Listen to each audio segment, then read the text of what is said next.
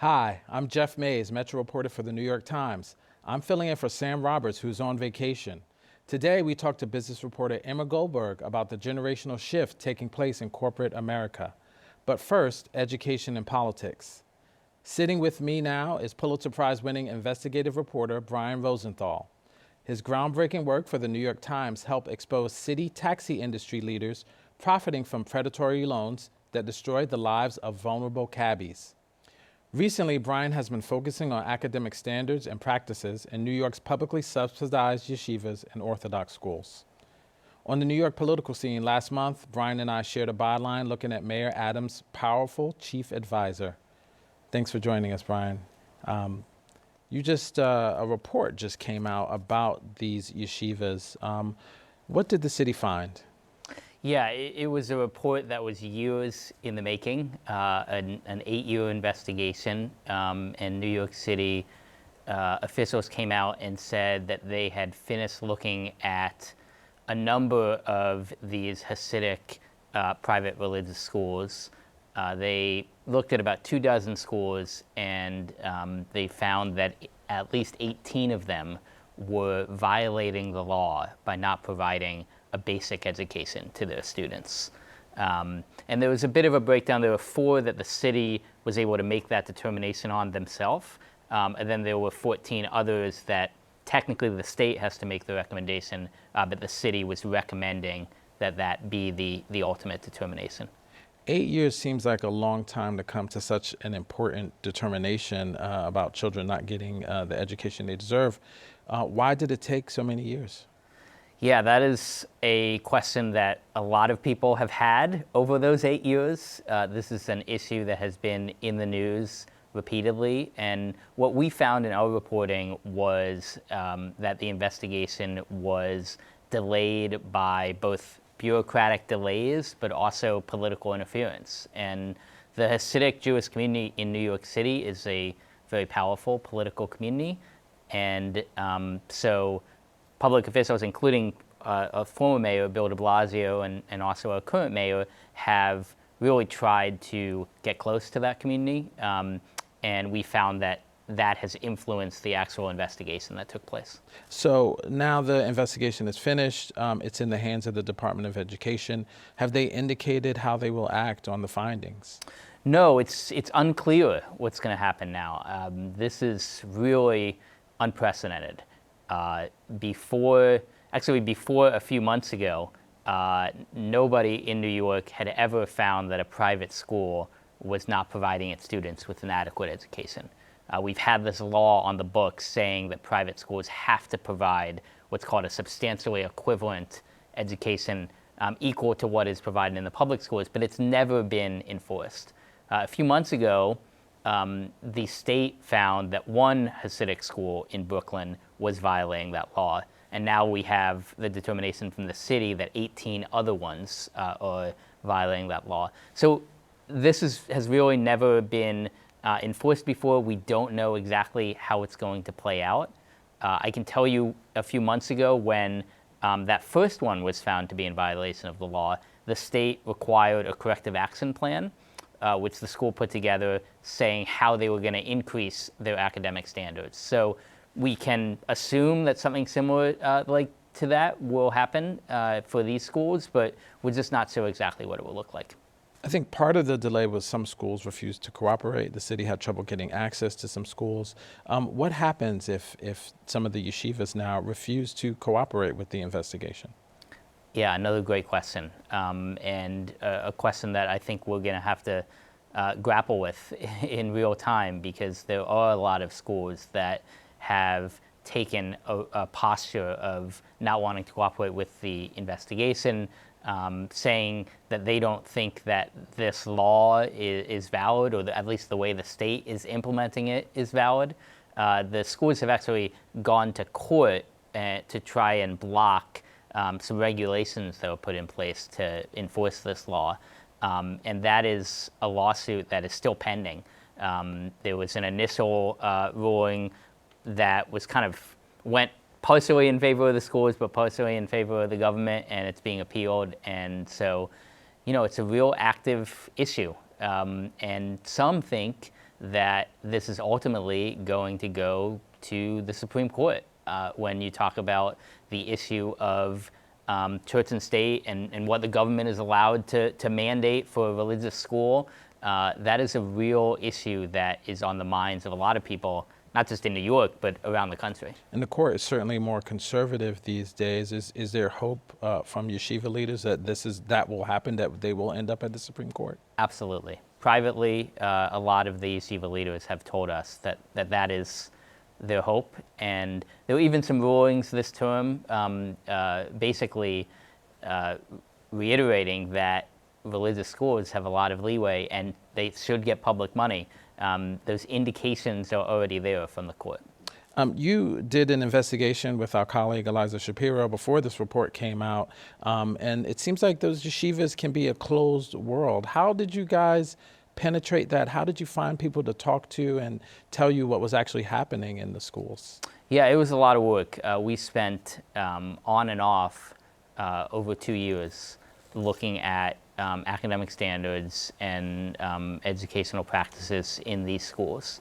And we were focused on the all-boys schools. Hasidic schools typically are gender segregated, and the quality of education is actually worse in the all-boys schools.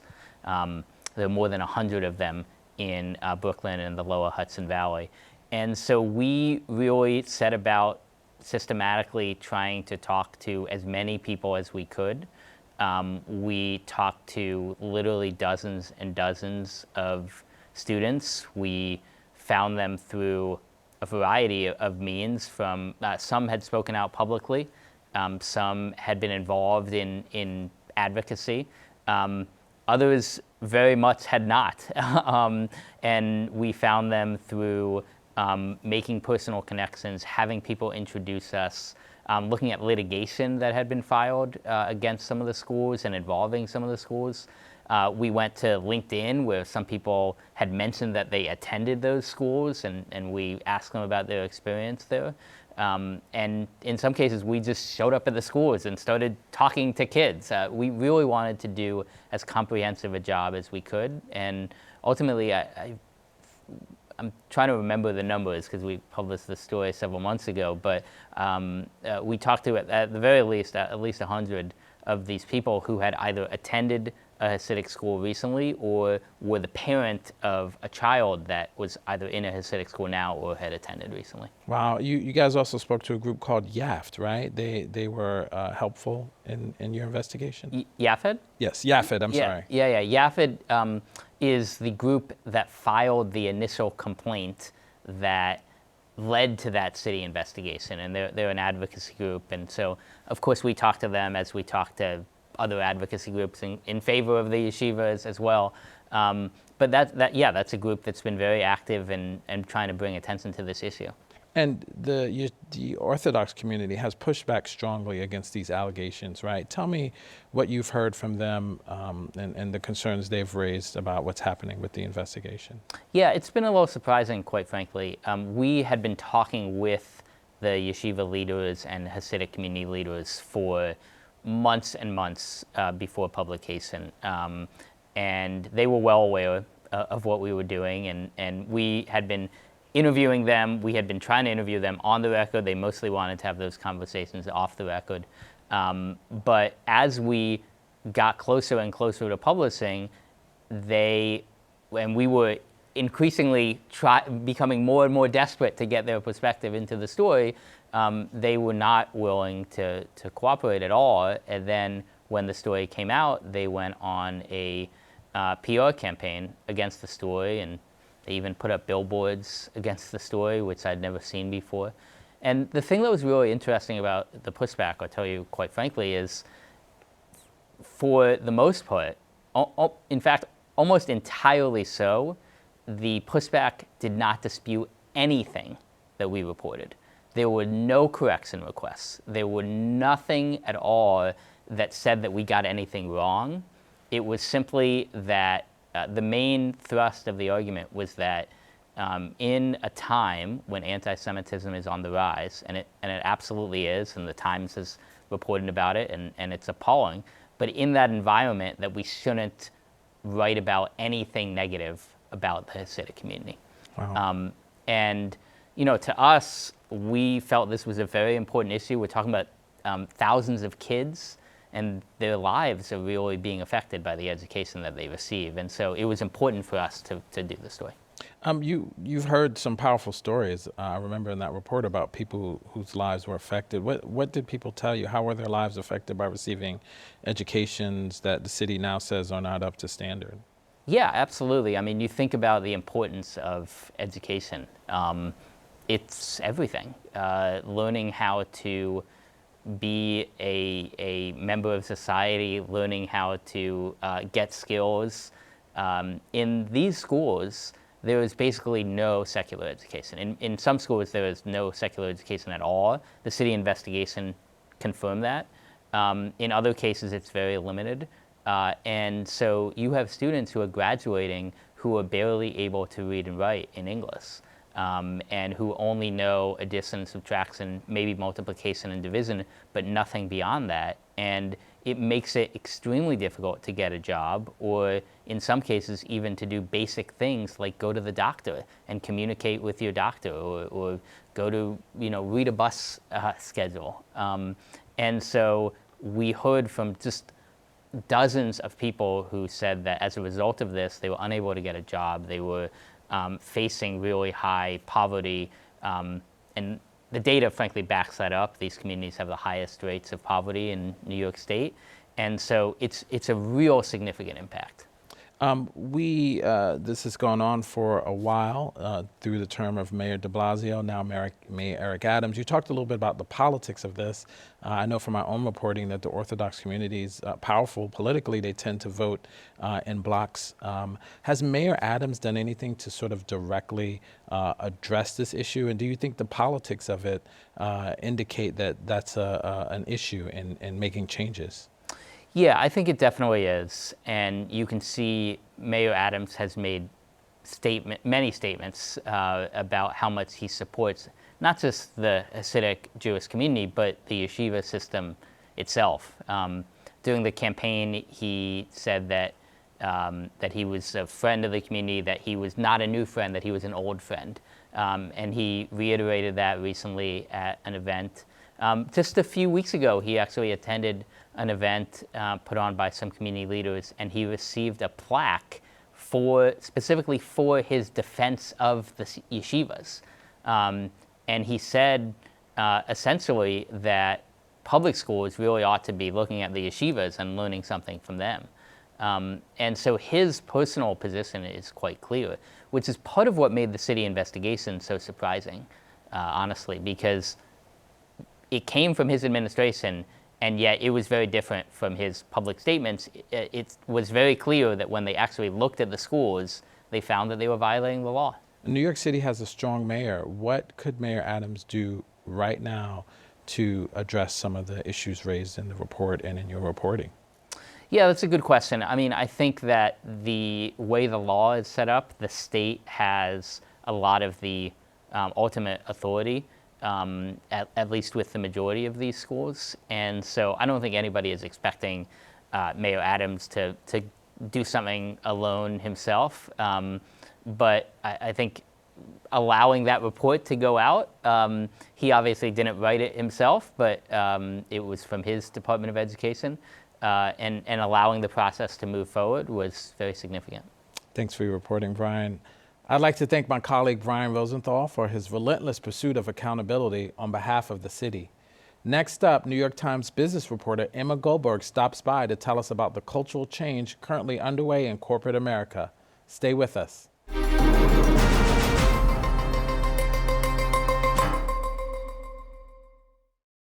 Whatever, man. That might not be what you expect to hear from your boss or the corporate higher-ups. But wait, take a chill pill. As baby boomers exit the workforce, the slacker generation that coined those phrases is now headed to the C-suite. Here to help us understand just what Generation X might have in mind for the future of work is business reporter Emma Goldberg. Emma, thanks for joining us. Thanks for having me on. So you wrote a recent article talking about the shifts happening in the workplace. What's going on now with the average age of CEOs? Is it changing? Is it shifting? Yeah, it's on the decline. And the impetus for this article actually came maybe 2 or so years ago, because I wrote an article about how millennial bosses were sort of scared of the young Gen Zers who worked for them. And I got a lot of emails from Gen X readers saying, what about us? So I decided to investigate where Gen X was in the workplace. Right. And what's happening now that Generation X seems to be assuming more higher up roles? Are we seeing some sort of shift in the culture? What's happening? Yeah, so the average age of incoming CEOs is now 54, and that's squarely in that Gen X demographic. So Gen X, which I think is sort of known for being the generation that's not known, kind of elbowed out by the boomers on one end and the very loud, spunky millennials on the other hand, is actually now assuming leadership in the workplace. They're coming into the C-suite. Right. What generation do you consider yourself? I'm a millennial. I'm wondering, in your personal experience, I'm curious, have you seen any of these sort of workplace changes that you? Oh, definitely. I think on the one hand, generational analysis can feel a little bit like horoscopes, right? Like, how much does it really matter what year someone was born?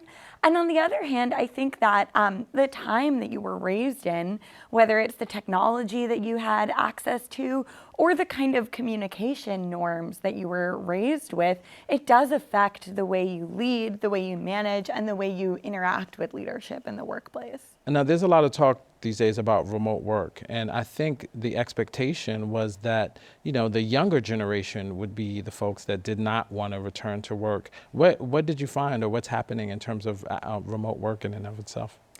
Well, first of all, that's exactly right. I think the narrative early on was that people were worried that the Gen Zers, like those kind of 22-year-olds, would realize that they never had to go into an office again and they would just like go work on a beach somewhere. And it would be everyone older, the people in their 30s, 40s, and 50s, kind of digging in their heels and trying to force them back. And what's actually happened is it's been a little bit more of a divide. So the boomers definitely want to be back in the office. There was a recent survey that showed that boomers often want to be working remotely just about 35% of the time.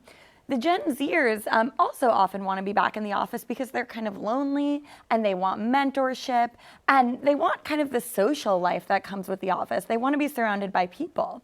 And then on the other hand, it's the Gen Xers, like those people in their 40s and early 50s who actually want to work remotely the most. The survey that I looked at found that they want to work remotely about half the time. And I think that's often a stage of life issue. Those are people who often have children, childcare responsibilities, and also elder care responsibilities. So they're eager to have the flexibility that comes with remote work. So with Generation X assuming more leadership roles, does that mean that remote work will be here to stay, or will that shift as Generation X gets older? Well, I think what we found more broadly is that remote and hybrid work is here to stay a lot more than anyone thought it would be. So offices are still at about 50% of their pre-pandemic capacity. And you have, a kind of different shape of the work week where Tuesdays and Wednesdays, the offices are really full. Fridays, they're kind of a ghost town. So I think a lot of CEOs thought that as soon as vaccines were here, they would be able to say, everybody come back, and people would just come. But they found that remote work has been a lot stickier than they thought it would be. And in a lot of instances, that's also been, affirmed by the labor market, because the labor market has really been in workers' favor. For a long time, there were pretty much like 2 job openings for every unemployed person. So workers had a lot more leeway to say that they wanted to work exactly the way they wanted to work. So how does Generation X see their role in the workplace, now as leaders, in terms of, the amount of flexibility that you need? Are they like encouraging younger workers to sort of be flexible as well? Is there just a whole culture shift taking place? A lot of the CEOs I spoke to have said that they're coming in trying to find a balance on the one hand between, young people who really do kind of want the career development opportunities that might come with the office. And on the other hand, their own innate sense that there's a real good and a value that comes from flexibility. Because I think for a long time, this norm of going to the office 5 days a week from 9 to 5 or 9 to 9 actually didn't work for a lot of people. It was really hard on working parents in particular, who I think often felt this kind of afternoon pressure where they knew that they needed to be at their desks and also knew that they needed to be doing, school pickup or making dinner for their kids or spending a little bit of time with their kids before their kids went to bed. So that kind of old rigid schedule was hard on a lot of people. And I think once people got the sudden freedom that came with remote work, it was hard to give that up. Right. On the other hand, there's more and more research coming out to show that there is a real kind of intangible benefit that comes from working in person with other people. There was a really powerful study that came from researchers at the Federal Reserve Bank of New York that showed what they called the power of proximity, that when you work near people in person, you actually get more feedback on your work. So I think CEOs are in this challenging position of trying to satisfy the career development needs that come from younger people and from the desire to work in person, and also the need for flexibility from caretakers in particular. And certainly, like if you're Generation Z, you're in a different phase in your career. You may want more feedback, for example. You may want to be in closer proximity to your coworkers to figure out how to do your job well, right? I've interviewed a lot of young people and people who are just starting out their careers. And I think some of them had this notion that remote work would just be, school's out forever and they could just chill on their couches in pajamas and sort of do their work. But they realize that, a lot of them want the satisfaction that comes from career advancement. And they realized it's really hard to find mentors on Zoom. It's really hard to find work friends on Zoom. It's really hard to carve out a real deep relationship with your boss and with company leadership and with the people who sit next to you when you're trying to do it, over an awkward video chat. So I think people are realizing that remote work isn't always all it's, cracked up to be. And they're trying to find a little bit more of the relationships that come from just being next to people in person day in, day out. That's interesting. But baby boomers are still in the workplace, right? They're still there. They're still influencing. They're still in leadership roles. How are they feeling about this idea of remote work? Yeah, they're not going away anytime soon. And in a lot of cases, they're still in the C-suite as well. And I think a lot of boomers, and according to the research and those I've spoken to, have this sense that, working in person was the way it was always done. And they're not quite ready to give that up. Some of them are empty nesters, so they don't really have a need to sit around the house all day. So there is a little bit more of a desire to retain those old ways of work. And so you're seeing an interesting kind of sandwich of the Gen Zers want to be in person, the boomers want to be in person, the Gen Xers are a little bit more eager to hold on to that flexibility that came in the early days of COVID. So are companies just giving people options, choices? Like if you want to be in the office 5 days a week, you can. If you want to do more remote work, you can. Like how are they mashing up these sort of seemingly competing interests sometimes? We're in a little bit of an awkward phase right now for companies in return to office, and it's resulting in some kind of funny carrots and sticks. Like you had Salesforce on the one hand told employees that they would give a $10 donation to a charity of their choice if they came into the office for a period earlier this spring. You have Google, on the other hand, which has said that they're giving managers the option to factor in office attendance into performance reviews. So you're seeing companies trying out a lot of different perks and also sometimes kind of more hardcore, penalties for people who don't come in. And I think everyone's looking to Labor Day to see if the end of summer ends up making it a little bit easier for people to go into the office. I mean, do you think that level of flexibility, has that made workers happier? Has it made it easier to, be in office work or going to work every day? I think everyone's trying to find the golden balance between having a little bit more freedom and a little bit more ease. I think I keep going back to this because I think it's so important. It is for working parents in particular just huge because they could even reshape their work days. So Microsoft did really interesting research that found that people had these triple peak work days now with COVID where they were productive early in the morning, productive middle of the day, then maybe took a break for their own personal responsibilities, family responsibilities, and then they had another peak of productivity at night. So people could find work days that actually worked for them and for their families. Right. And on the other hand, like I said, they do sometimes miss just being around people. I did a piece that was really fun about the magic of work friends. And I interviewed all these people about how much having friends at work changed their lives in ways they didn't even realize that it would. So I think everyone is trying to find that balance, and companies are trying to find policies that will encourage people to come in, even if it's not all the time. And I think what's been really popular is the kind of 3 days in, 2 days at home. But you're speaking broadly, right? There's no way you can say, I'm Generation X, I definitely want to do 3 days home. I'm Generation Z, I don't want to do remote, right? It's too simple to just define people based on their generation alone. Absolutely. It's so much more personality based. It's situational. It's based on what kind of family needs you have and what kind of work you do. And I think it's always so important to remember that it's also a pretty small portion of the economy that's even had the luxury of being able to work from home. And so just looking forward, what types of work do you think are going to remain flexible? Is there sort of an idea of who is going to be able to do this sort of remote work, who's going to have to be in the office? What are people forecasting at this point? Yeah, it's been pretty divided by industry. So in New York, for example, we've seen the financial services industry was eager to get back. Wall Street has been calling people back since 2021. And then on the other hand, the tech workers have been, some of the most adamant about working remotely. That was a little bit challenged by the wave of tech layoffs that happened earlier this year. So the jury's still out, even in the tech sector. But I think it's going to continue to be, a little bit scattered based on industry, based on personality, based on family situation. And then there's still going to be the vast majority of workers who are going in every day as they always have. Thanks, Emma, for joining us. Well, that's it for today's show. I'd like to thank business reporter Emma Goldberg for coming by. I'm Jeff Mays, filling in for Sam Roberts. Join us again next week on CUNY TV.